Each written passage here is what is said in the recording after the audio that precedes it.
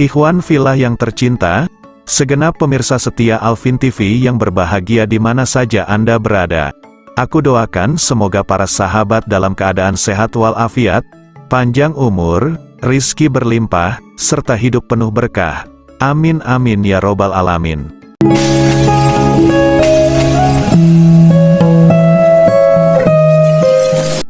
Kisah pertarungan Gajah Mada dengan Sunan Bejagung Lor di Tuban. Kisah pertarungan Gajah Mada dengan Sunan Bejagung Lor di Tuban menarik untuk diulas.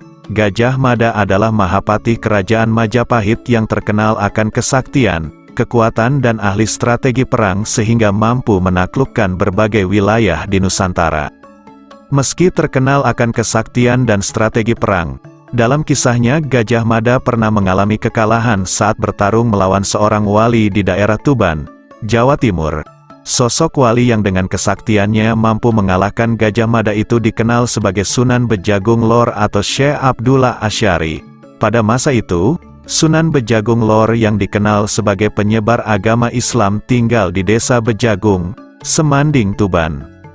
Pertarungan sengit antara Sunan Bejagung Lor dan Gajah Mada bermula dari perintah Raja Majapahit Hayam Wuruk untuk menjemput putrinya, Kusumawardhani dari desa Bejagung. Hayam Wuruk tak berkenan mengetahui Kusumawardhani berguru atau nyantri kepada Sunan Bejagung Lor. Mendengar titah dari rajanya, Gajah Mada pun akhirnya memutuskan datang ke Bejagung untuk menjemput putri Kusumawardhani yang merupakan penerus tahta kerajaan Majapahit. Sang Mahapati dengan pasukan gajah datang dan menyerang padepokan Sunan Bejagung Lor. Di luar dugaan Gajah Mada, ternyata Sunan Bejagung Lor memiliki ilmu kanuragan dan kesaktian yang tinggi. Keduanya pun terlibat pertarungan sengit. Dengan kesaktiannya, pasukan gajah yang dibawa Mahapati Gajah Mada dalam sekejap diubah menjadi bebatuan besar. Hingga sekarang bebatuan besar yang dikisahkan merupakan pasukan gajah itu masih ada. Warga sekitar Tuban menyebutnya sebagai Watu Gajah atau Batu Gajah yang lokasinya berada sekitar 2 km di utara makam Sunan Bejagung Lor. Gajah Mada yang marah karena pasukan gajahnya diubah menjadi batu kemudian melanjutkan pertarungan dan adu kesaktian melawan Sunan Bejagung Lor. Dikisahkan, saat itu Gajah Mada menghantam pohon kelapa di lokasi pertarungan. Kerasnya pukulan Gajah Mada membuat buah kelapa langsung berjatuhan. Sunan Bejagung Lor yang menyaksikan kemudian melambai ke pohon kelapa lainnya, hingga akhirnya pohon kelapa seperti bertekuk lutut. Ujung atasnya melengkung hingga menyentuh tanah. Waliullah ini kemudian memetik sebutir kelapa dan diberikan kepada Gajah Mada.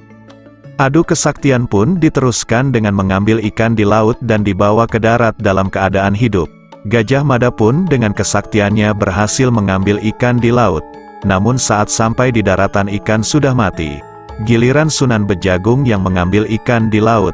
Sang Sunan menggunakan daun waru dan timba terisi air saat mengambil ikan.